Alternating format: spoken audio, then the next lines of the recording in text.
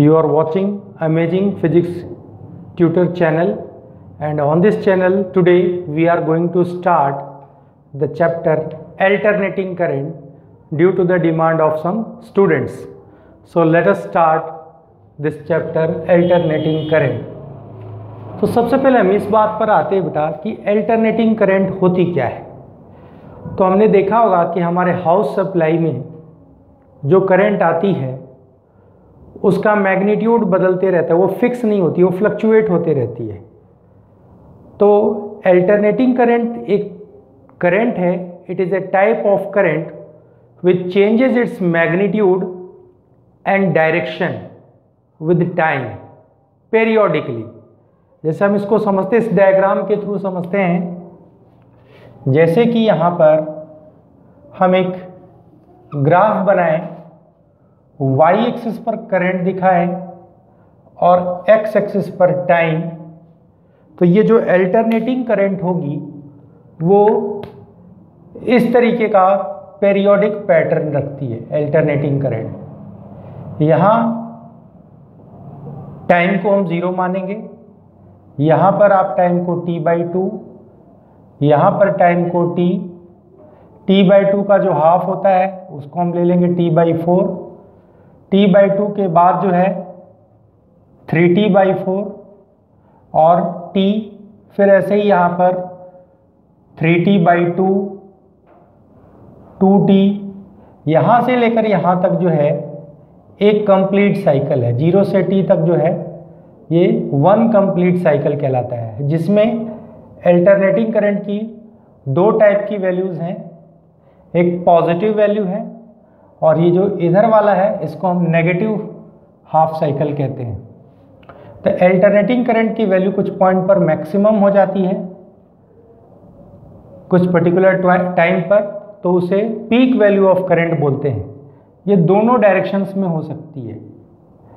यहाँ पर देखो, नीचे की तरफ हम उसे -I0 से दिखाएंगे, ऊपर की तरफ +I0 से दिखाएंगे। तो जब अल्टरनेटिंग करंट ट्रेवल करती है तो उसमें 2 टाइप के हाफ साइकिल्स बनते हैं। एक कंप्लीट साइकिल में 2 हाफ साइकिल होंगे, इसको बोलते हैं पॉजिटिव हाफ और नीचे वाले को बोलते हैं नेगेटिव हाफ साइकिल। तो हम समझते हैं कि अल्टरनेटिंग करंट क्या होती है। अल्टरनेटिंग करंट पर आते हैं। Alternating current is type of electric current. Alternating current is type of electric current which changes its magnitude and direction with time. Alternating current क्या करती है, अपना मैग्नीट्यूड और डायरेक्शन बदलते रहती है विद टाइम। इसको हम बोलते हैं पेरियोडिकली, या फिर बोल सकते हैं सिंपल हार्मोनिकली।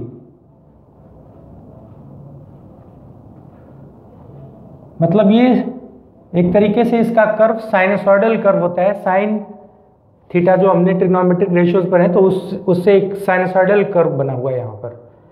तो alternating current at any time t, alternating current at any time t, यानी उसे हम इंस्टेंटेनियस बोलते हैं। इंस्टेंटेनियस वैल्यू ऑफ AC को यहाँ शॉर्ट में क्या बोलेंगे, अल्टरनेटिंग करंट। तो alternating current at any time t का जो इक्वेशन होता है वो होता है I = I0 sin ωt। तो यहाँ से I0 को हम बोलते हैं peak value of current, peak value of alternating current, और ओमेगा आपको पता है +1 में आपने पढ़ा है एंगुलर फ्रीक्वेंसी, इसको हम बोलेंगे एंगुलर फ्रीक्वेंसी, और इसकी वैल्यू होती है ओमेगा = 2πf। तो टाइम वेरिंग करंट बोल सकते हैं। ऐसे ही अल्टरनेटिंग वोल्टेज होता है।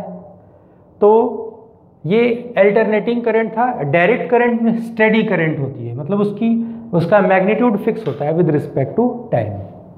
तो अब आते हैं इसमें कि अल्टरनेटिंग वोल्टेज क्या होना चाहिए। अल्टरनेटिंग वोल्टेज भी इसी तरीके से हम इंडिकेट करेंगे।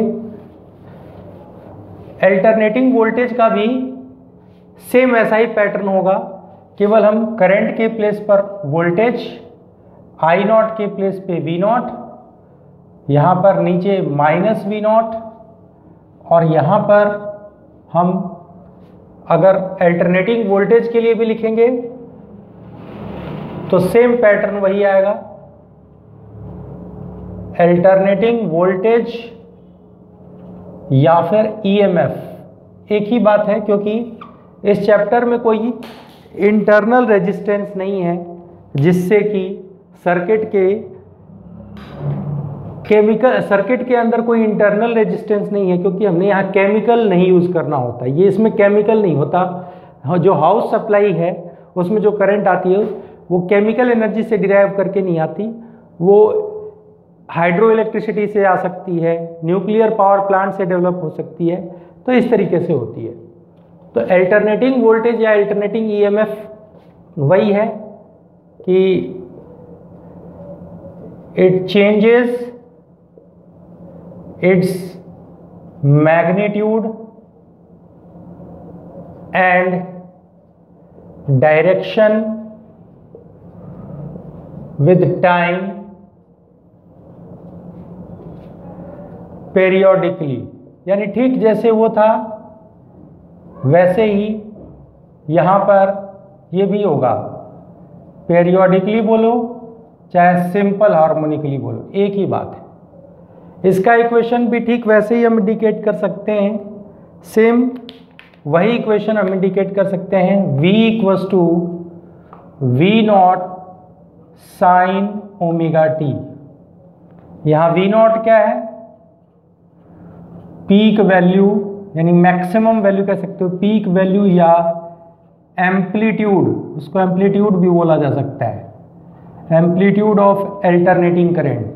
एम्पलीट्यूड क्या होता है? The maximum value either in upward direction और इन डाउनवर्ड डायरेक्शन। तो ये एम्पलीट्यूड या peak value of alternating current कहते हैं।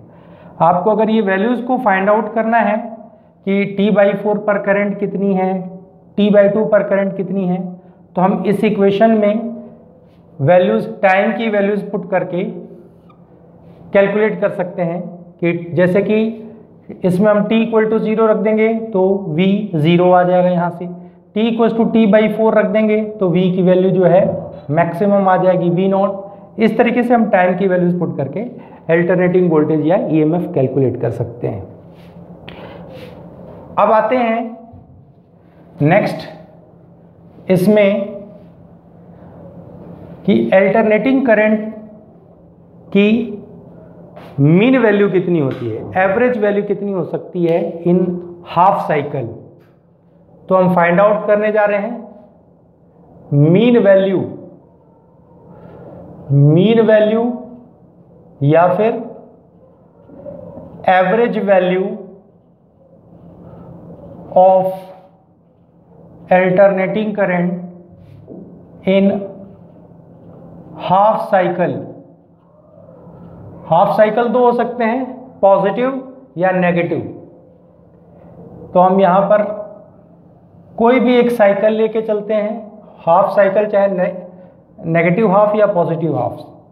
जैसे मान लो मैं यहाँ लेके चल रहा हूँ, यहाँ एक कंप्लीट साइकिल है, तो ये यहाँ पर करंट का टाइम के से जब हम ग्राफ बनाते हैं तो इसको बोलते हैं पॉजिटिव हाफ। तो पॉजिटिव हाफ में टाइमिंग जो यूज करेंगे हम 0 से T/2, और ये है नेगेटिव हाफ इसके लिए जो लिमिट रखेंगे वो होगा t/2 से t। तो कैलकुलेट करते हैं मीन वैल्यू या एवरेज वैल्यू क्या होती है। तो एवरेज वैल्यू निकालने के लिए हम यूज करेंगे, करंट निकालने के लिए हम क्या फॉर्मूला यूज करते हैं, total charge upon total time. तो आई मीन निकालने के लिए हमें फॉर्मूला यूज करना पड़ेगा total charge upon total time,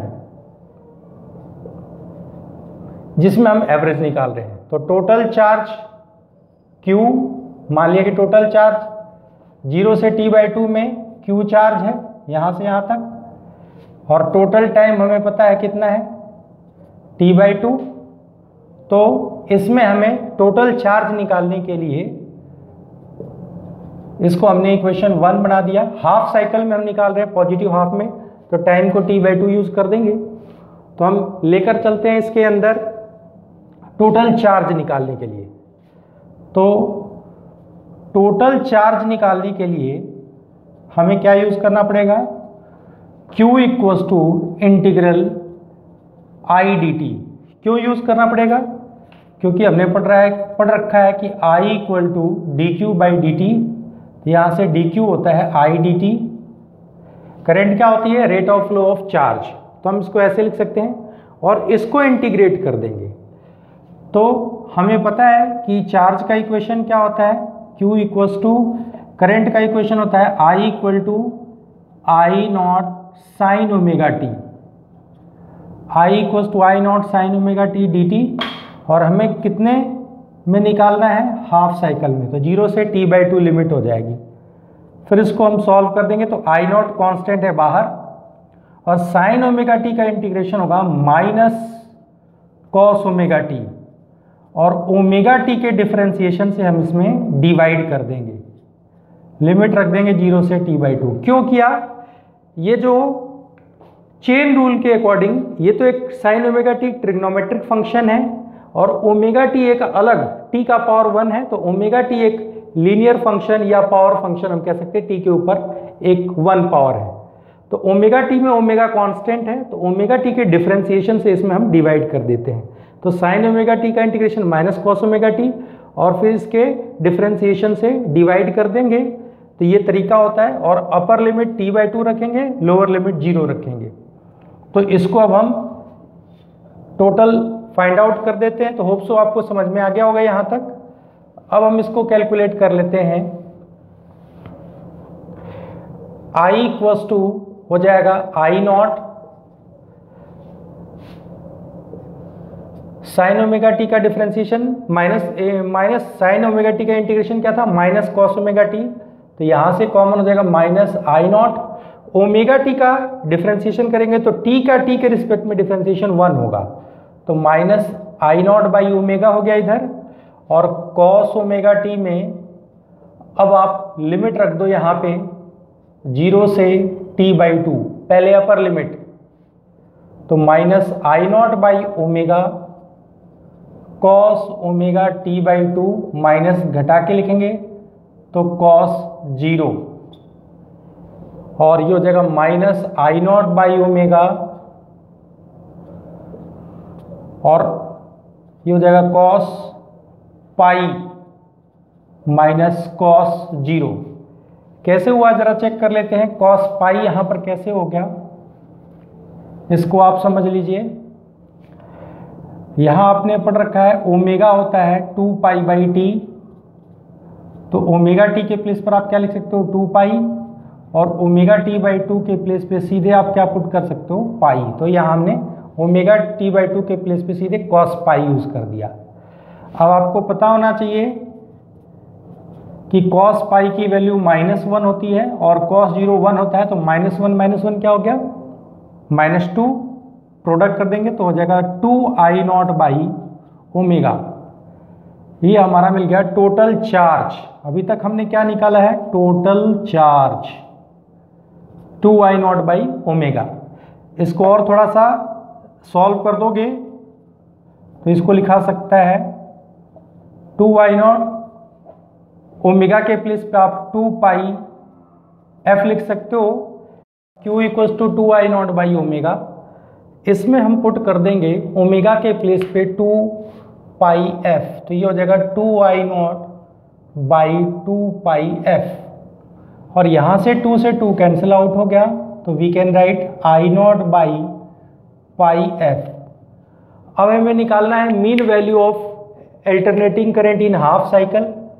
तो आई मीन निकालने के लिए total charge by total time, तो टोटल टाइम हमें क्या लेना है, हाफ साइकिल का टाइम लेना है, ये पॉजिटिव हाफ 0 से T/2, इसका टोटल टाइम हो जाएगा। तो इक्वल टू टोटल चार्ज आप ऊपर से निकाल रहे हो उसको आप पुट कर दो इसके अंदर और टाइम को पुट कर दो, तो हो जाएगा I0 बाई पाई एफ और इनटू T/2, तो ये 2 ऊपर चला गया, 2I0 बाई पाई, यहाँ पर f और t का प्रोडक्ट क्या हो जाएगा, फ्रीक्वेंसी और टाइम रेसिप्रोकल होते हैं एक दूसरे के, तो f और t का प्रोडक्ट 1 हो गया, तो ये हो जाएगा, ये करंट की वैल्यू आ गई। आई मीन पॉजिटिव हाफ में कितने के बराबर आ गई, 2I0 बाई पाई, तो ये अल्टरनेटिंग करंट की मीन वैल्यू होती है in positive half cycle. Similarly अगर हमें प्रूव करना हो इन नेगेटिव हाफ साइकिल, तो नेगेटिव हाफ साइकिल में आई मीन हो जाएगा, आई मीन नेगेटिव हाफ में आ जाएगा इतना ही, बट नेगेटिव साइन के साथ -2I0 बाई पाई। तो अगर हम इन दोनों को ऐड कर दें तो you will get the total current या mean value of current in 1 complete cycle. तो अगर हम इसको ऐड करके 1 कंप्लीट साइकिल में निकाल दें तो यहां पर 1 कंप्लीट साइकिल में 0 से t लिमिट लेनी पड़ेगी, और ये है आपका +2I0 by pi positive half में, और नेगेटिव हाफ में क्या है, -2I0 बाई पाई। तो इन दोनों का सम कर देंगे तो इन 1 कंप्लीट साइकिल आई मीन क्या हो जाएगा, आई मीन एक प्लस है और एक माइनस है, तो दोनों को जोड़ देंगे 2I0 बाई पाई, और एक है -2I0 बाई पाई, इन दोनों का सम 0 हो जाएगा। तो 1 कंप्लीट साइकिल में mean value of alternating current 0 होती है। तो हम इसे कैसे डिफाइन करेंगे, तो इसे डिफाइन करने के लिए हमें लेना पड़ेगा, डायरेक्ट करंट से कंपैरिजन करना पड़ेगा। तो इसको डिफाइन कर देते हैं, या एवरेज वैल्यू को डिफाइन कर देते हैं। तो इसका डेफिनेशन होगा, it is equal to that value of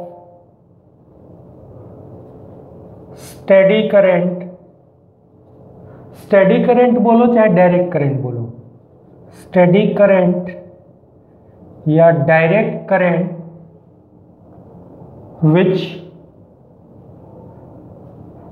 sends the same amount of charge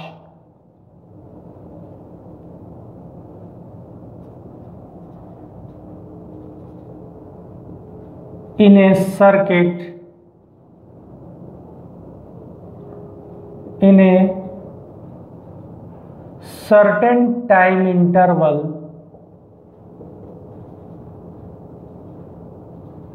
as is sent by alternating current